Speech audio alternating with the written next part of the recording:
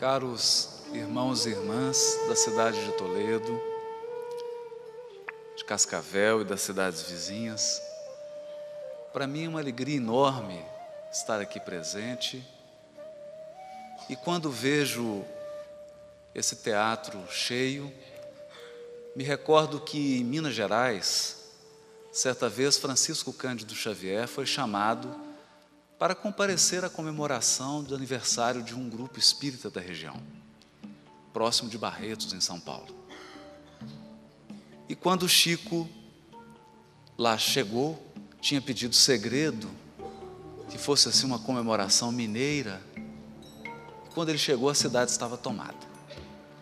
Pessoas na janela, não tinham lugar para sentar, a polícia controlando o trânsito, aquele tumulto em função da sua presença na cidade.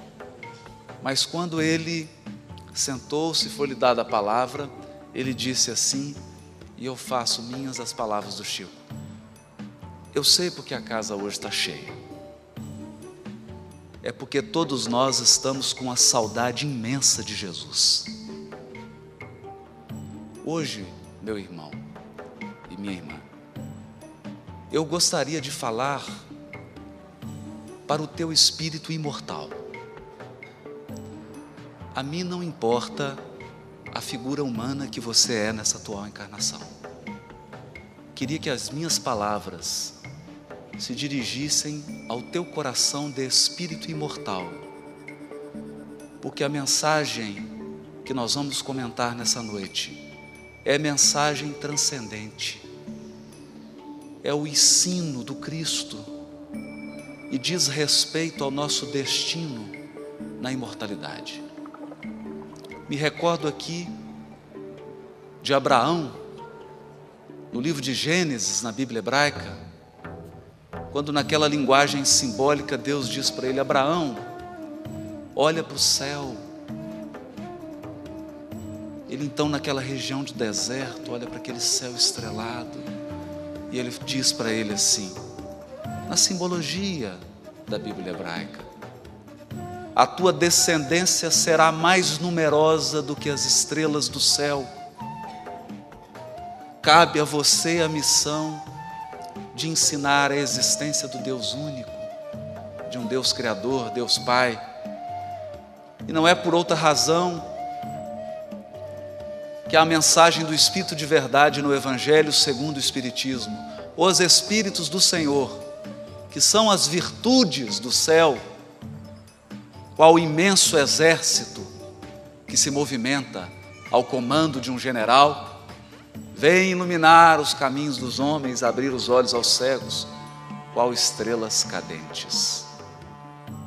Estrelas cadentes.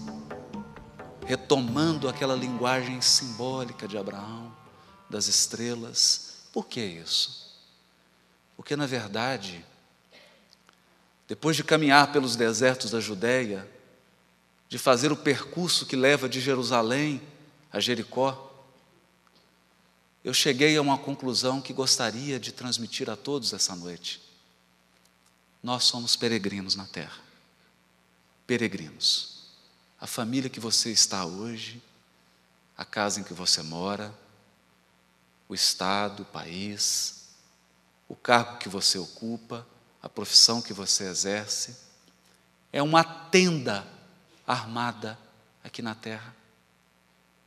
E chegará o dia em que você terá que desarmar essa tenda e voltar para o seu verdadeiro lar, a espiritualidade, porque somos espíritos imortais. Pensando nisso, gostaria que todos nós olhássemos para dentro, para o céu, porque para entender o ensino de Jesus, é preciso, antes de mais nada, compreender, de uma vez por todas, que ele não falava para homens, ele falava para espíritos, para os que vão viver eternamente. Quando Públio Lentulus, senador de Romano, se encontra com ele, ele diz assim para o senador: soa nesse instante uma hora importante para a tua vida de espírito imortal. Está no teu querer seguir-me agora ou daqui a milênios. Seguir-me agora ou daqui a milênios. Muito tempo se passou até que Emmanuel pudesse contar essa história no livro há 2000 anos. Pensando nisso, nós aprendemos com a doutrina espírita a ter esse olhar cósmico para a vida, inicialmente para Deus, aprendendo na questão número 1 que Deus é a inteligência suprema, a causa primeira de todas as coisas. Na questão 13, que para estar acima de todas as coisas, Deus não pode achar sujeito a nenhuma vicissitude, nem sofrer nenhuma das imperfeições que a imaginação possa conceber. Ao tratar do Espírito, diz a questão 23, o princípio inteligente do universo. E na questão 76, pode-se dizer que os Espíritos são os seres inteligentes da criação. Povoam o universo fora do mundo material. Os cientistas estimam que há no universo material conhecido mais de 200 bilhões de galáxias. 200 bilhões de galáxias. É quando Deus diz para Abraão: você é capaz de contar as estrelas? 200 bilhões de galáxias. Só na nossa, que é uma delas, a Via Láctea, há mais de 100 bilhões de sóis. O nosso é um deles. E a Terra é um planeta que circula. De modo que o evangelho ensinado por Jesus é um evangelho cósmico. É um código de moral universal. Sem esse olhar universal, o evangelho não consegue fazer morada em nós. Todos os espíritos passam pela fieira do mal para chegar ao bem? Não, pela fieira do mal, mas por aquela da ignorância. Somos criados simples e ignorantes. Simples e ignorantes. E ao falar da matéria, a questão 22 diz que os espíritos esclarecem, mas a matéria existe em estados que vos são desconhecidos. Estados que vos são desconhecidos. Muito além da nossa capacidade perceptiva. E finaliza dizendo, no capítulo 14, item 2, como princípio elementar do universo, o fluido cósmico assume dois estados distintos, o de eterização ou imponderabilidade, que se pode considerar o estado normal primitivo, e de materialização ou de ponderabilidade, que nós poderíamos repetir com Jesus: há muitas moradas na casa do meu Pai, mas seguramente nenhum de nós tem domicílio aqui. Nenhum de nós. Para falar do Evangelho, nós gostaríamos de lembrar de uma passagem do livro Renúncia, em que Alcione diz assim: o Evangelho é um vasto caminho ascensional. Vasto caminho ascensional, cujo fim não atingiremos legitimamente sem o conhecimento e a aplicação de todos os detalhes. Por quê? Porque Jesus é aquele irmão mais velho, muito à frente na evolução, muito à frente na compreensão de Deus, que sabe que todos nós, cada um de nós aqui, encarnados e desencarnados, fazemos a nossa jornada de volta a Deus. Porque se você serenar o seu coração, você vai perceber uma saudade imensa do Pai. uma saudade divina de Deus. E não há nada nesse mundo que vai dessedentar essa sede, a sede das nossas origens, de Deus, do amor infinito que flui dele para todas as criaturas no universo infinito. É dessa saudade que Jesus veio falar. Ninguém vem ao Pai senão por mim. Só um irmão mais velho que já chegou para nos guiar. Só alguém que já percorreu a estrada para nos conduzir. Só alguém que sabe todas as armadilhas, todos os percalços dessa jornada para nos orientar. É por isso que Alcione diz: o Evangelho é uma subida, é um vasto caminho ascensional, e à medida em que o nosso espírito se eleva, nós percebemos detalhes que antes nos escapavam. Porque para cada situação vivida pelo Espírito, há uma resposta nesse código universal. Para cada lance da nossa jornada evolutiva, da nossa caminhada, o Evangelho tem uma orientação segura. É Ele que nos conduz de volta. É Ele que sedenta a nossa sede. Mas Jesus, ao conversar conosco, utilizou da linguagem humana. Aquilo que era espiritual por excelência, aquilo que era linguagem falada de coração para coração. Coração para coração.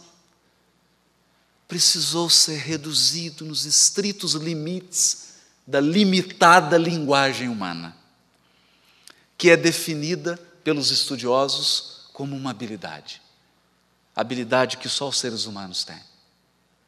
Habilidade social de se comunicar. Isso é que é a linguagem. Portanto, quando você abrir o Evangelho para se encontrar com Jesus, saiba que há um filtro. Saiba que essa água cristalina está num vaso de barro. Esse vaso de barro é a linguagem. Cuidado, para que você não fique preso ao vaso e morra de sede, segurando esse cântaro cheio que é o Evangelho. Muitos já fizeram isso. A letra mata, mas o Espírito torna vivo. É com o Espírito que o Evangelho deve ser lido. E a linguagem humana se expressa em texto. Em texto. Texto falado e texto escrito. Mas o que é o texto? Depois de muito dizer, de muito estudar sobre o texto, chegaram os estudiosos à conclusão que o texto é interação. Linguagem é sala de visita, ou como nós dizemos lá em Minas, linguagem é cozinha. Porque mineiro, quando quer conversar, leva para a cozinha. É na interação que o texto se faz. E para expressar um pouco disso, para que a gente não fique preso à letra, imaginem se você fosse chamado a explicar para uma pessoa, daqui a 500 anos, a expressão no frigir dos ovos. No frigir dos ovos. O que significa isso? Bom, quando eu comecei, pensava que escrever sobre comida seria sopa no mel, mamão com açúcar. Só que depois de um certo tempo, dá crepe. Você percebe que comeu gato por lebre e acaba ficando com a batata quente nas mãos. Como rapadura é doce, mas não é mole, nem sempre você tem ideias, e para descascar esse abacaxi, só metendo a mão na massa. E não adianta chorar as pitangas ou simplesmente mandar tudo às favas. Já que é pelo estômago que se conquista o leitor, o negócio é ir comendo mingau pelas beiradas, cozinhando em banho-maria, porque é de grão em grão que a galinha enche o papo. Já pensou? Alguém lendo isso daqui 500 anos? Terá dificuldade. Terá dificuldade porque o texto é difícil? Não. Não. O problema não é o texto. Se você estiver andando pelas ruas de Toledo e encontrar uma placa escrita silêncio, o que significa? Nada. Uma placa no chão, na rua, escrita silêncio, não significa nada. Mas se você pegar essa placa e colocar no corredor de um hospital, ela passa a significar alguma coisa. Por quê? Porque mudou o contexto. E se a sua esposa vier reclamar com você e você erguer essa placa para ela, eu não aconselho fazer essa mudança de contexto. Isso pode dar problema e você acabar parando numa vara de família. O contexto. Para ler o texto com inteligência, é preciso contexto. Por isso que os estudiosos definem o contexto, e por isso Jesus diz para o doutor da lei em Lucas capítulo 10, 26, o que está escrito na lei? Quando ele pergunta isso, ele está indagando, qual é o texto? Mas quando ele pergunta, como lês? Ele está dizendo para o doutor da lei, como que você vai contextualizar isso? O que você vai trazer para enriquecer a interpretação? Isso é contexto. Contexto, na verdade, é um conjunto de conhecimentos que o escritor pressupõe que você tem para ler o texto. Pressupõe que você tem. Mas será que você tem mesmo? Será que hoje, 2000 anos distantes de Jesus, falando, aqui na terra, em outra língua, em outra cultura, será que nós temos o contexto à disposição para extrair a essência do ensino dele? É preciso estar atento a isso. Porque o contexto é aquilo que você tem que oferecer ao texto. O texto é o que o escritor te deu de presente. O contexto é o presente que você dá para o escritor. Me recordo de uma entrevista com Carlos Drummond de Andrade, em que a repórter imatura perguntava para ele, qual que é a interpretação dessa sua poesia? E ele dizia assim, na entrevista, quando eu componho uma poesia, é como se desse de presente a alguém uma rosa, ela não mais me pertence. É preciso que a pessoa, o Evangelho é um presente de Jesus, um presente de Jesus. E à medida que nós vamos crescendo em espiritualidade, em amor e em sabedoria, a nossa visão do Evangelho e de Jesus se amplia. E nós vamos entendendo detalhes da sua lição grandiosa, à medida que o nosso espírito se afina com o dele. E é esse o convite que nós fazemos essa noite. De forma bem mineira. Vocês querem subir essa ladeira comigo? Ladeira de Minas. Querem? Então vamos. Primeira coisa. Primeiro detalhe. Gênero literário. O que nós chamamos de Bíblia é, na verdade, uma coletânea de livros, livros diferentes. Ali tem poesia, ali tem crônica, ali tem conto, ali tem parábola, ali tem relatório de rei, contando quando ele subiu ao poder, quem que o assessorava, tem de tudo. Para entender isso, é preciso estar sensível aos gêneros literários. Gênero literário é o quê? Você não escreve uma carta comercial num e-mail para um amigo. Quando você redige um e-mail, você adapta o que quer dizer a um formato. Quando você dirige uma carta ou um ofício, você adapta o formato ao que você quer dizer. Exatamente no Novo Testamento, nós temos uma riqueza de gêneros literários. Gêneros literários. Que não se confundem com tipo de texto. Tipo de texto é outra coisa. Você pode ter um texto narrativo, uma narração, uma história. Um texto descritivo, uma exposição, um texto injuntivo, você quer provocar algo em alguém? Um texto argumentativo. Isso são tipos de texto. Gênero é outra coisa. Gênero é a forma. É a forma. É a veste. É a roupa. E para dar um exemplo disso,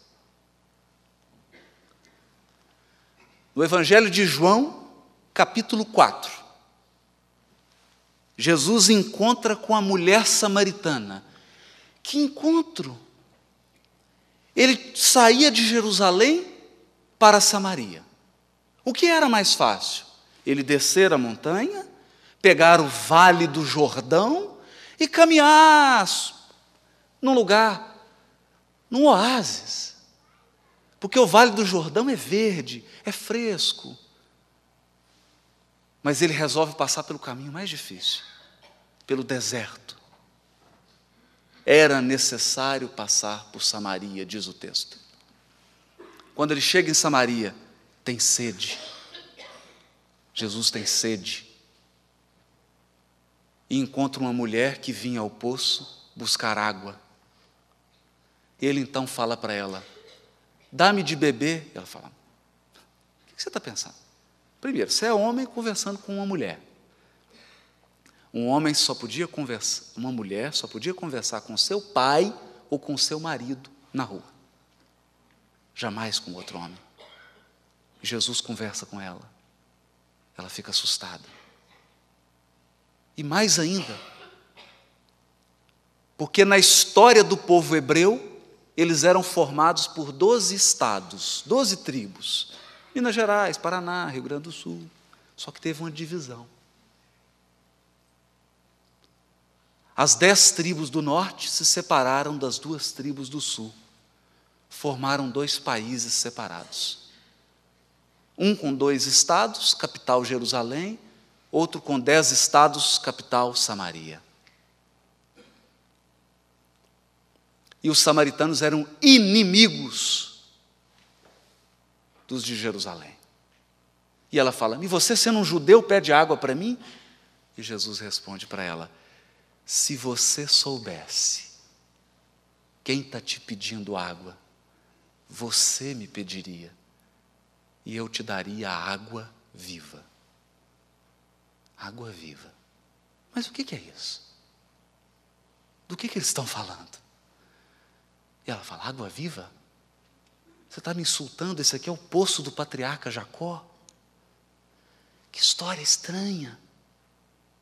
O que esse texto está dizendo? Eu vou contar um pouquinho.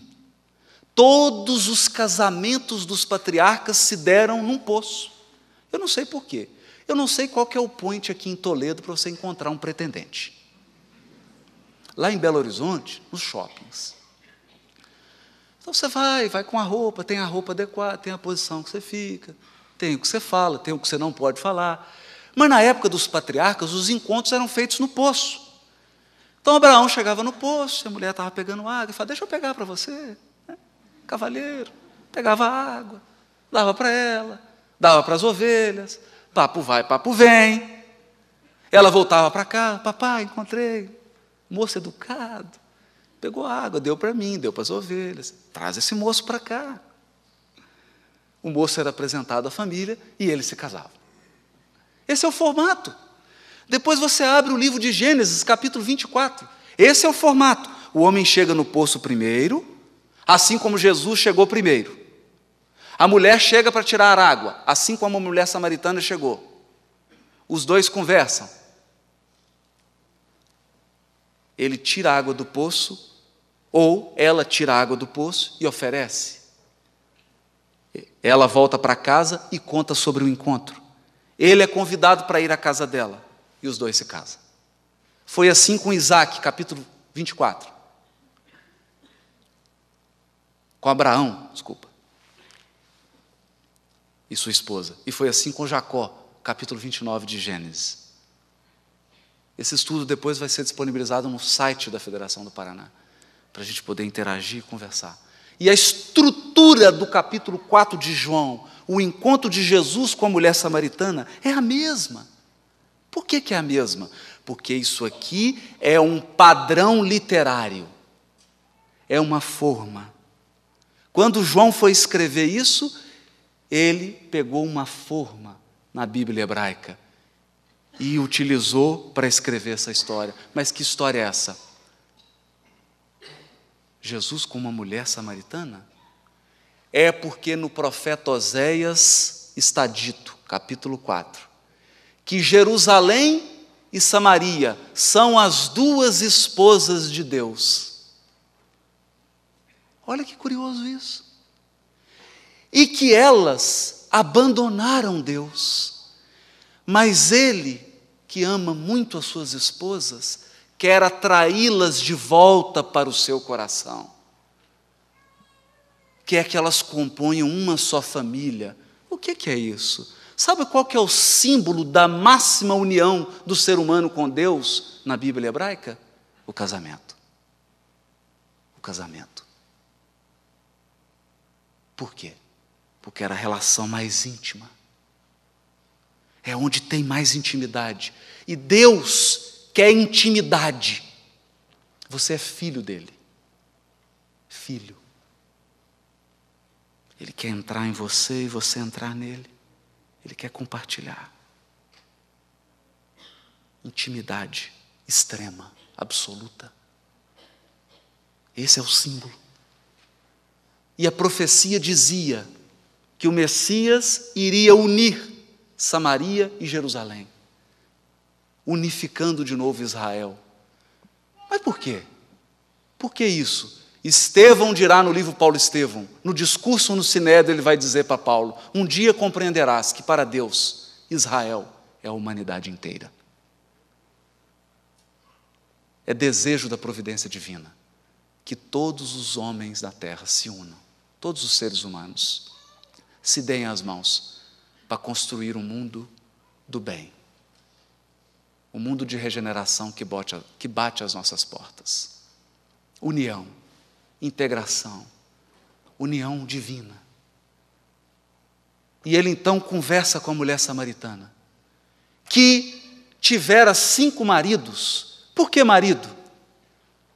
Samaria também teve 5 colonizadores, cada povo com um deus. Deuses são chamados de maridos na Bíblia hebraica. A Samaria teve 5 povos que a colonizaram, portanto, 5 cultos, 5 deuses diferentes. Aquela mulher também tivera 5 maridos. Não é coincidência. Ela tinha um marido atual. Samaria também tinha um marido atual. Um judaísmo deturpado.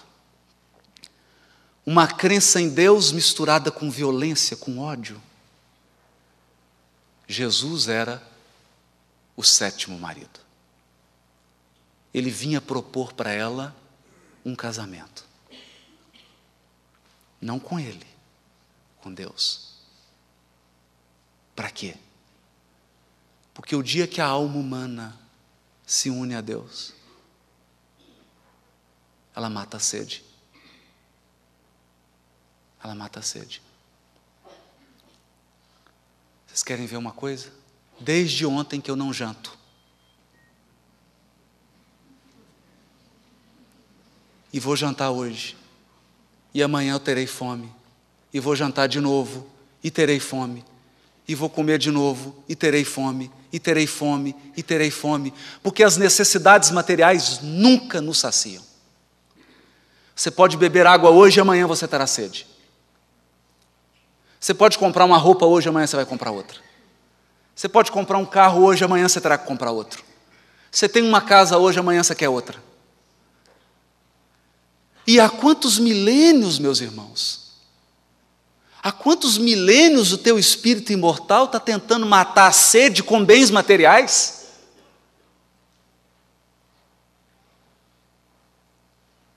E essa sede está aí dentro de você.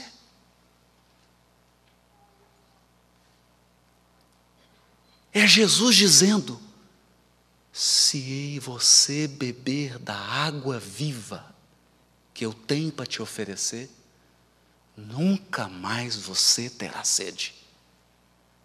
Por quê? Porque a água viva é o amor espiritual. Amor, alimento das almas. Quem ama incondicionalmente não tem mais sede, nem fome. Está saciado. E mais ainda, quem ama incondicionalmente, deu os braços para Deus. Deixou que o próprio Pai faça morada em si mesmo. Isso é sério. Isso é muito importante. Nós estamos hoje tratando dos nossos mais caros interesses, dos nossos interesses imperecíveis. Ninguém está aqui por acaso. Hoje, estamos tratando dos interesses da alma. Certa vez, conta Humberto de Campos, Jesus entrou em Jerusalém pela primeira vez e ficou observando aquele templo suntuoso, templo de pedra. Sentou-se e um grupo de sacerdotes conversava ao lado do templo.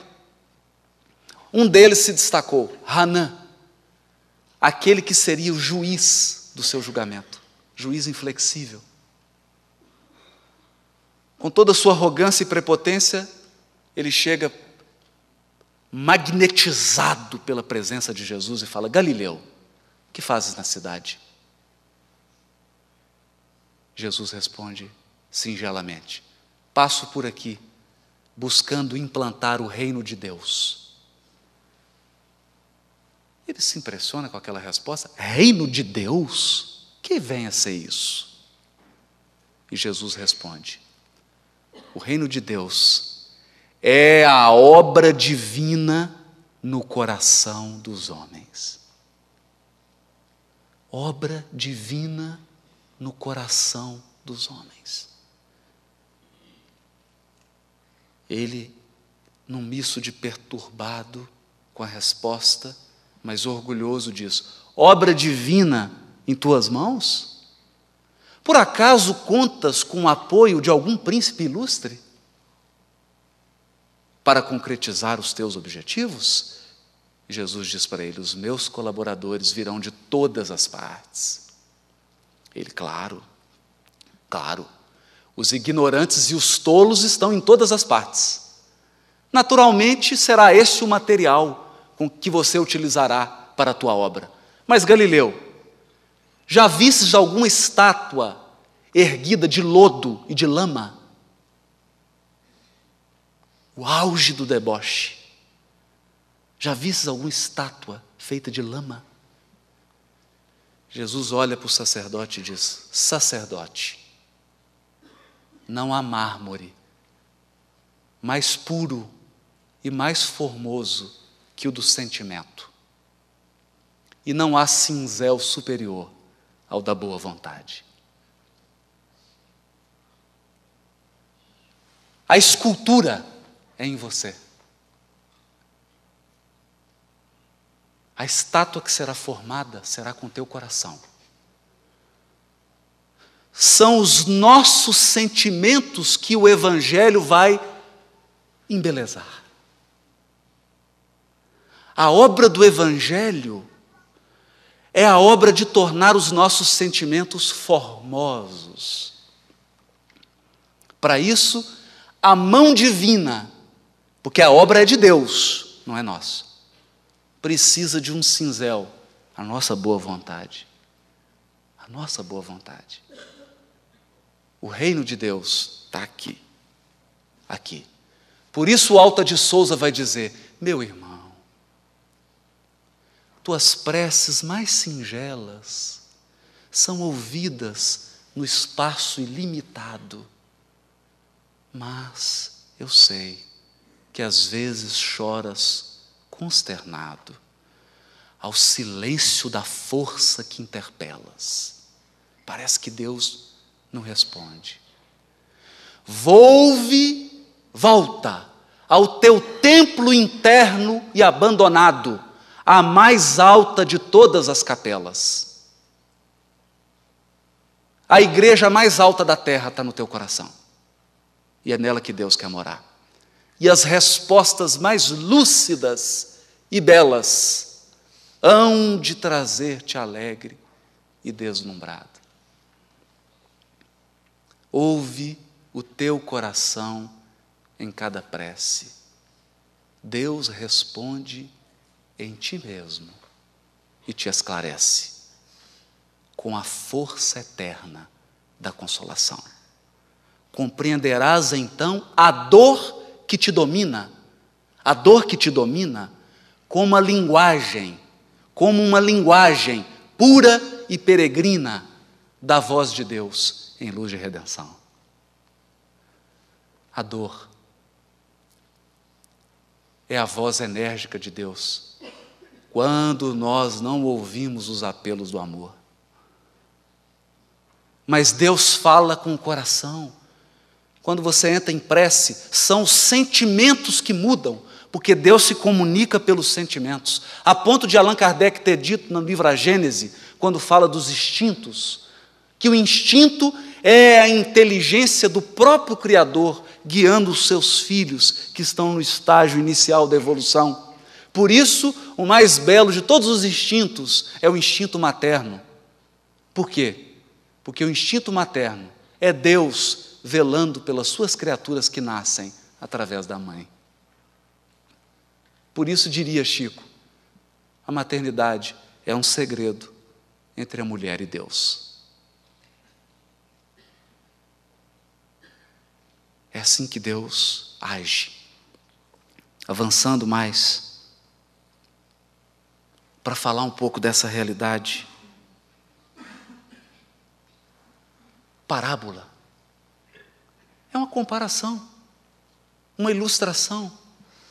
Aristóteles dizia que quando você queria tratar de algo abstrato, que utilizasse uma comparação concreta, um símile, uma imagem, para facilitar a sua retórica. Mas a parábola no Novo Testamento é muito mais do que isso. Muito mais do que isso. Porque a cultura do Novo Testamento não é a grega, é a cultura hebraica. E nela nós temos o machal, o matilá, que é linguagem figurada.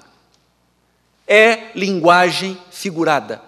Isso quer dizer o seguinte, que Jesus, quando quer falar alguma coisa, diz assim: vós sois o sal da terra.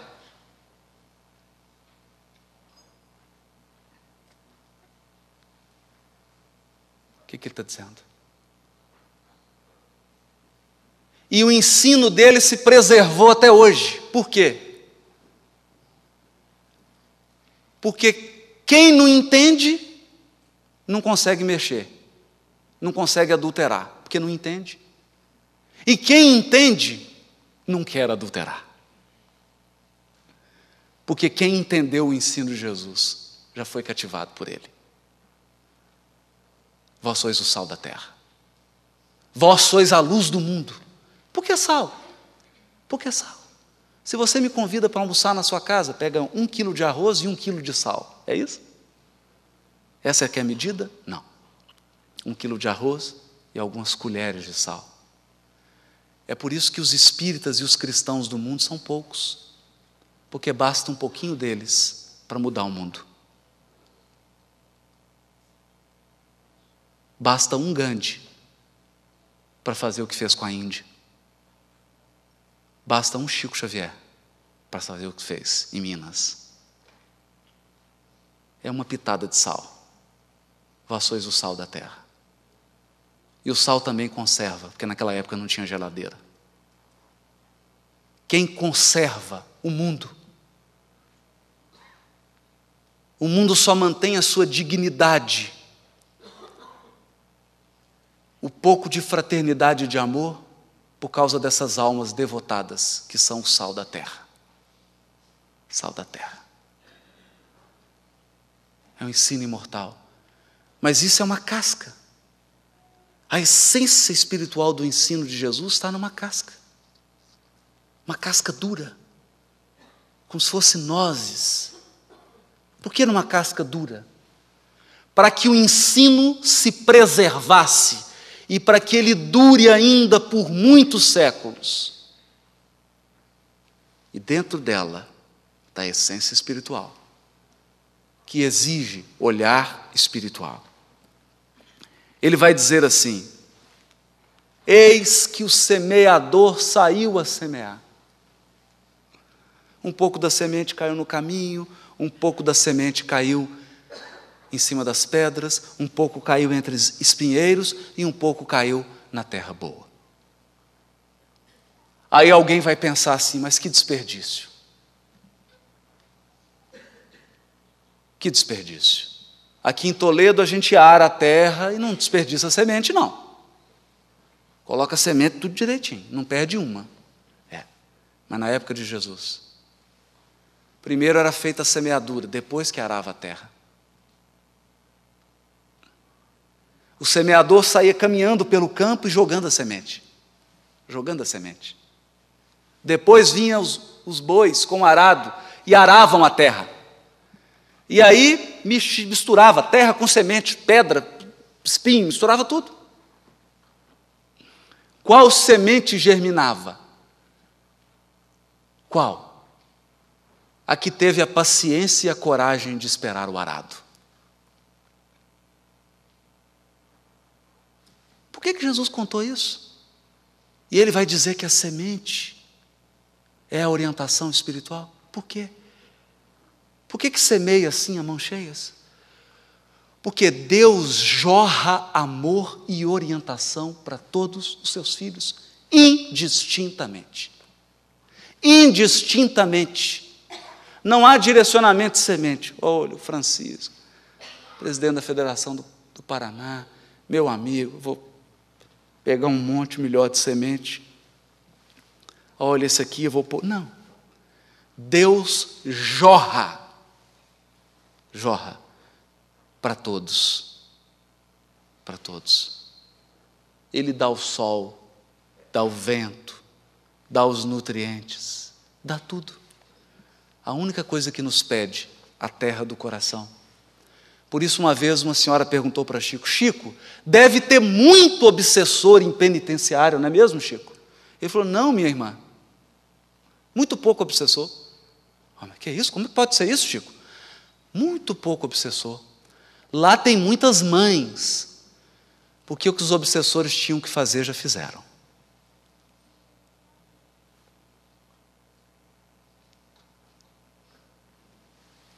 Jorrando. No livro Sexo e Destino, Pedro Neves vai visitar o seu genro, transtornado, porque o genro estava traindo a filha. Ele, no mundo espiritual, fica revoltado, transtornado. E ele entra numa boate. E ele fica tão nervoso que ele começa a socar o genro. Surge então do meio da boate uma senhora. E ela fala para ele: que é isso, meu filho? Se acalme. Imagine. O espírito luminoso de uma senhora dentro de uma boate, ajudando aquelas criaturas que estavam numa faixa desequilibrada. Então Deus não deixa de semear nunca, em lugar nenhum. Ele está sempre semeando. Ele está sempre orientando. Sempre orientando. O reino dos céus é semelhante a um homem que semeia boa semente no seu campo. Deus só semeia o bem. E o que é o bem? O bem é sempre o bem de todos. E invariavelmente o mal é o bem só para mim. O bem só para mim é o mal. O bem de todos é o bem verdadeiro. Semeadura divina. O reino dos céus é semelhante a um grão de mostarda. Um grão de mostarda. Porque os sentimentos nobres começam pequenos. Ninguém vai perdoar como um anjo de uma hora para outra. Mas você pode desculpar uma pequena ofensa. Isso você já pode. Isso você já pode.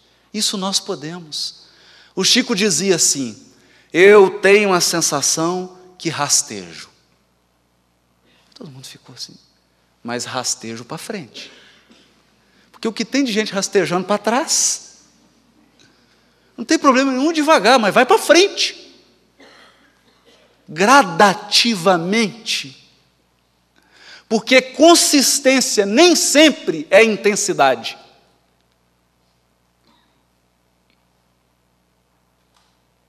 Consistência é mais do que intensidade. Consistência é permanência. É devagar, mas sempre, sempre, sempre. Reconhece o verdadeiro espírito pela sua transformação moral e pelos esforços que emprega para domar suas más inclinações. Esforços, é uma jornada. É uma jornada. Por isso que Jesus é o caminho. É uma peregrinação. A vida na terra é uma peregrinação. Você tem aí na sua carteira de identidade o bilhete de vinda. Graças a Deus você não tem a data da volta nas suas mãos, para que você não fique apavorado. Mas nosso bilhete de volta está comprado. Pode ser hoje, pode ser amanhã, ninguém sabe. Só a espiritualidade superior. Peregrino. É necessário, então, que o discípulo sincero tome as lições com o divino semeador. Jesus é o divino semeador. O reino de Deus, divino e imortal, escapa naturalmente à visão dos humanos. Tudo que é espiritual escapa à visão de humano. Por quê? Porque com os olhos da carne, nós só enxergamos o que está morto ou o que vai morrer. Quando eu tinha 18 anos, eu olhava no espelho. Hoje, um pouquinho mais de 18, eu olho no espelho. Você sabe que eu estou morrendo? Cada dia que passa. Mas não se assuste, não. Tudo está morrendo. Porque esse é o mundo das formas.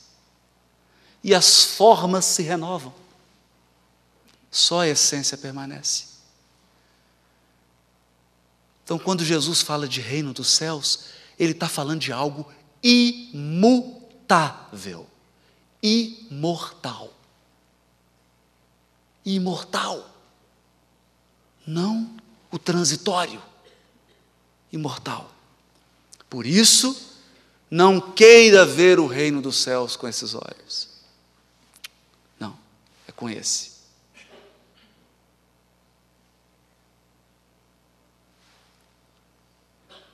Descobrindo gradativamente o reino do Senhor em nós mesmos ante a espiritualidade maior. O reino está dentro. Está dentro. O reino divino se manifestará mais rapidamente onde estivermos, diz Emmanuel no livro Fonte Viva. O dia em que o reino divino se instalar no nosso coração aonde você for, será céu. Às vezes alguém me pergunta assim, por que Jesus diz para o ladrão, hoje, ele quase diz para o ladrão assim, agora estarás comigo no paraíso.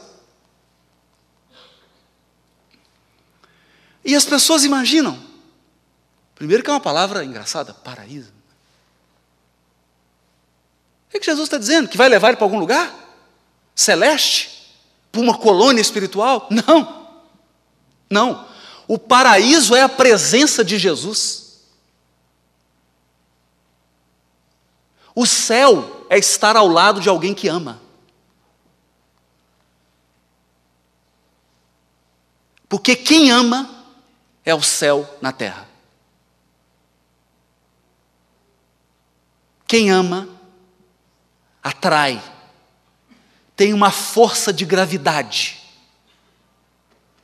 atrai. E todos nós estamos sedentos de paz, de esperança, de coragem, de fé, de confiança, de bondade. Bondade. Bondade. E quando você encontra um coração que vive o Evangelho, você pisou no paraíso. Percebe? Qual que é a imagem? Quando Moisés sobe no Sinai. Quando ele sobe no Sinai, na palavra simbólica da Bíblia hebraica, Deus diz para ele, tira a sandália, porque você pisou em terra sagrada. Por quê? Porque Deus estava lá. Na linguagem simbólica, é claro. Isso é imagem, né? É uma parábola. Sagrado. Sagrado. Porque o local em que os pés de quem ama pisa é sagrado. É sagrado. Me recordo aqui de uma conversa em Pedro Leopoldo com uma das últimas sobreviventes da reunião mediúnica no grupo Meimei. Reunião mediúnica que o Chico frequentou por décadas. Médiuns que presenciaram ele psicografando Paulo Estevão. E aquela senhora já com cabelo branquinho, ela me disse assim, olha meu filho, o Chico contou para nós na reunião mediúnica, quando ele terminou de receber Paulo Estevão, durante todo o tempo que ele psicografou, todas as noites, só tinha um sapo do lado de fora. Que coisa engraçada isso. Havia um sapo na porta olhando. Não é à toa porque ele é sapo, né? É um sapo. Mas, quando ele terminou, visitou o ambiente. Paulo, Estevão, Abigail, Ananias, Barnabé, Lucas, a maioria dos personagens do livro. O Chico foi tomado por uma comoção, diz ele. Uma comoção tão forte que a única coisa que ele conseguiu foi se ajoelhar. Se ajoelhar. E a única coisa que ele conseguiu fazer, depois que esses imortais se foram, foi beijar o chão, onde cada um pisou. Porque onde pisa o pé de alguém que ama, a terra vira paraíso. É isso que Emmanuel está dizendo. O reino do céu está aonde um coração que tem o reino do céu está. É isso. Seremos admitidos ao aprendizado do Evangelho, cultivando o reino de Deus que começa na vida íntima. Começa na vida íntima. Inicia-se, desenvolva-se e consolida-se em resplendores eternos no imo do coração. E o que é o grão?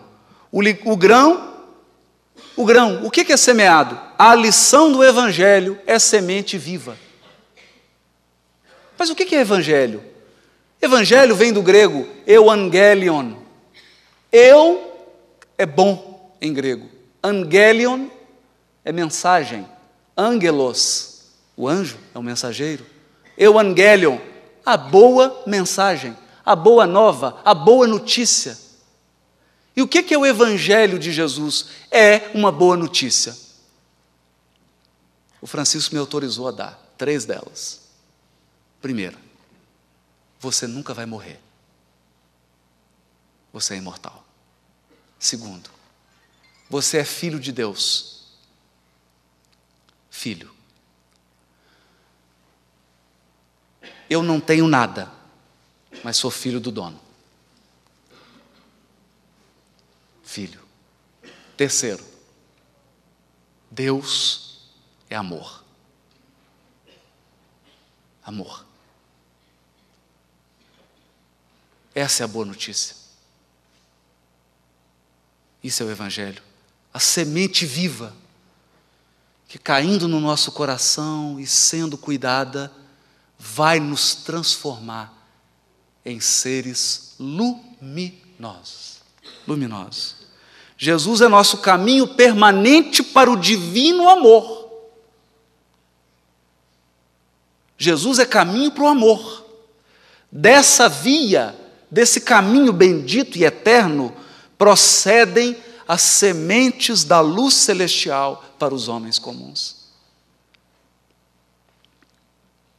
A semente santificante virá sempre entre as mais variadas circunstâncias. Hoje aqui é dia de sementeira. No meu coração, no coração de todos nós. E quanta coisa precisou acontecer para você estar aqui hoje. Quanta coisa. Quanta coisa que fugiu do seu controle, do meu controle, mas nós estamos aqui. E a terra está sendo semeada. A centelha divina, essa semente, aparece nos acontecimentos vulgares do dia. Um livro, uma particularidade insignificante do trabalho, na prestimosa observação de um amigo. Deus está sempre falando, está sempre semeando. É um amigo que te dá um conselho, é alguém que fala assim, não compra isso, não faz isso, não vai para cá. É um livro que você lê, é uma mensagem que você abre. A sementeira está sempre nos procurando. Sempre, sempre. Se o coração está receptivo, alguma coisa vai acontecer. Alguma coisa vai acontecer de divino. E o campo? O campo do Cristo é região de atividade incessante e intensa. Porque o campo do Cristo é o coração de cada um de nós. E o campo do Cristo é o mundo. É a humanidade inteira. E o campo, diz Emmanuel no livro Pão Nosso, é o terreno de teu coração. O coração humano é receptivo, tanto quanto a terra. Está no Pão Nosso. Eu queria dizer que antes de nascer, nós conversamos com os orientadores espirituais que dirigem a nossa evolução. Não há nenhum espírito infantil aqui. Todos somos espíritos milenares, portadores de uma bagagem composta de muitas vidas, muitas vidas. Nós já experimentamos de tudo. Nós já cometemos todos os desmandos possíveis. Nós já nos afastamos muitas vezes da lição divina. E sempre, sempre, sempre, dormimos na carne para acordar no mundo espiritual. Mas dessa vez, nós fizemos uma promessa. Fizemos uma promessa para os corações que mais nos amam no mundo espiritual. Nós prometemos para eles que na aurora desse mundo de regeneração, nessa vida, nós iríamos acertar o passo. Nessa vida, nós não seríamos distraídos pelas circunstâncias da carne. Nós prometemos isso. Tudo que eu peço essa noite é que eu, que você, que todos nós aqui,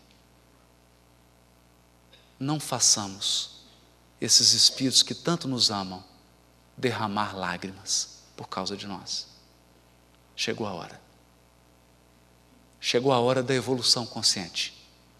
Chegou a hora de caminhar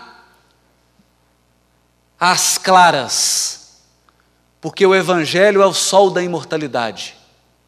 O sol da imortalidade que o Espiritismo reflete com sabedoria para a atualidade do mundo. Boa noite, muito obrigado.